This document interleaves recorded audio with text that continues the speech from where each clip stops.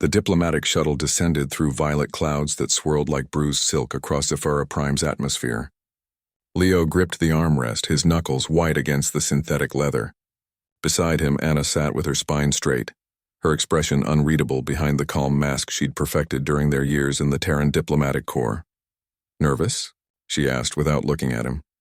Leo touched the jagged scar that ran from his left temple to his jaw, a souvenir from the Battle of Kepler Station. "The Zephyri don't exactly have a reputation for warmth." Anna's lips curved slightly. "Neither do we." The shuttle touched down on a landing platform that seemed carved from a single piece of obsidian. Through the viewport, Leo could see the Zephyri Honor Guard, tall, willowy beings whose chitinous exoskeletons shimmered with bioluminescent patterns. They looked like living artwork, beautiful and utterly alien. "Remember," Anna said as the airlock cycled, "we're here because they asked for us specifically. That means something." The moment they stepped onto Zephyri soil, the heat hit them, dry and intense like standing before an open furnace. The honor guard parted, revealing a figure that made Leo's breath catch. The Zephyri Queen was nearly 8 feet tall, her exoskeleton a deep amethyst that pulsed with golden light. 4 arms moved with fluid grace, and her multifaceted eyes caught and reflected the alien sun in ways that hurt to look at, directly. But it was her presence that truly struck him, an aura of ancient power that seemed to make the very air heavy. "Humans," the Queen's voice emerged from a translator device on her chest, though Leo could hear the clicking, musical undertones of her native language beneath it. "You honor us with your presence." Anna bowed, the gesture perfect. "The honor is ours, Your Radiance. I am Ambassador Anna Chen, and this is Senior Envoy Leo Morrison." The Queen's eyes, all 6 of them, fixed on Leo. She moved forward with surprising speed, and suddenly she was standing before him, towering over his 6-foot frame. Her upper right hand extended, and Leo froze. This wasn't protocol. The Zephyri didn't touch other species. Ever.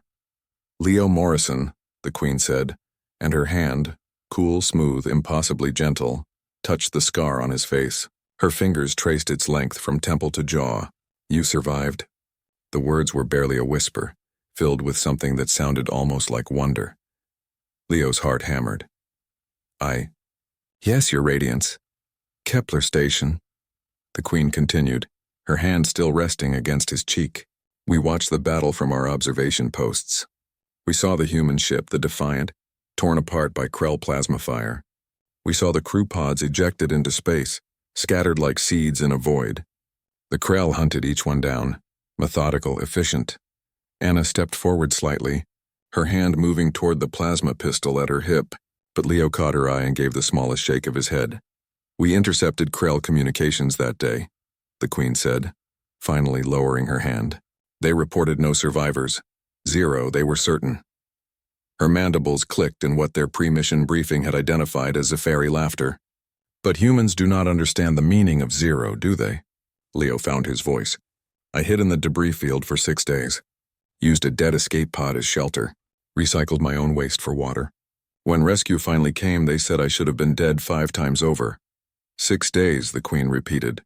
She turned to address the assembled court, switching to her native tongue. The translator worked frantically to keep up. 6 days in the void. No food, no water. Surrounded by enemies. And this human, this fragile, soft-skinned being, he lived. He endured. He survived through will alone. She turned back to Leo, and now all 6 eyes blazed with intensity.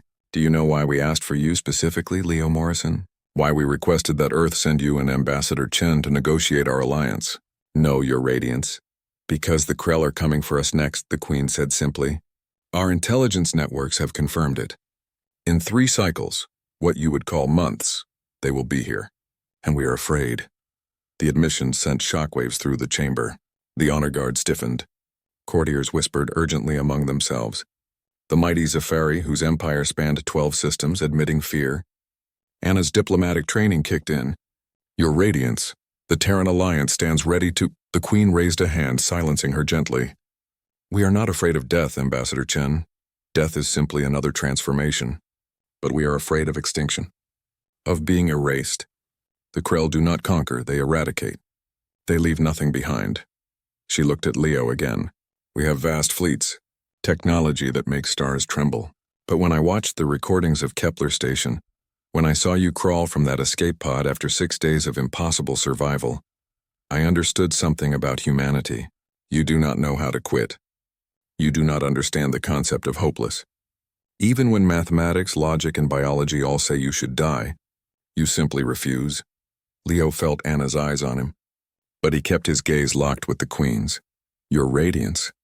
If you're asking whether humans will stand with you against the Krell, I am asking, the Queen interrupted, whether you will teach us how to survive. Not our ships, not our weapons, us, our people, our spirit. She gestured at the assembled court. We have forgotten what it means to fight with desperation. We have grown comfortable in our power. But you humans, you were born from a world that tried to kill you every day. You carry survival in your very bones. Anna stepped forward, standing beside Leo.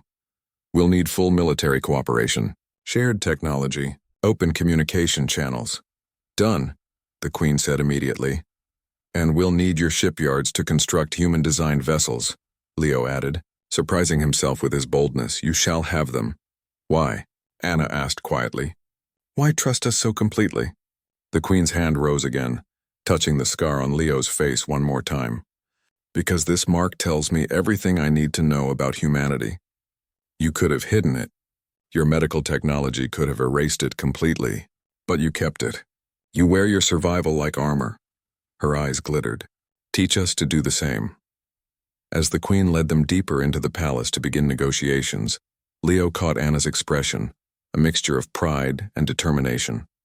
They had come here as diplomats, but they would leave as something more. Proof that humanity's greatest strength wasn't their weapons or their ships. It was their stubborn, impossible refusal to give up, even when the universe itself said they should.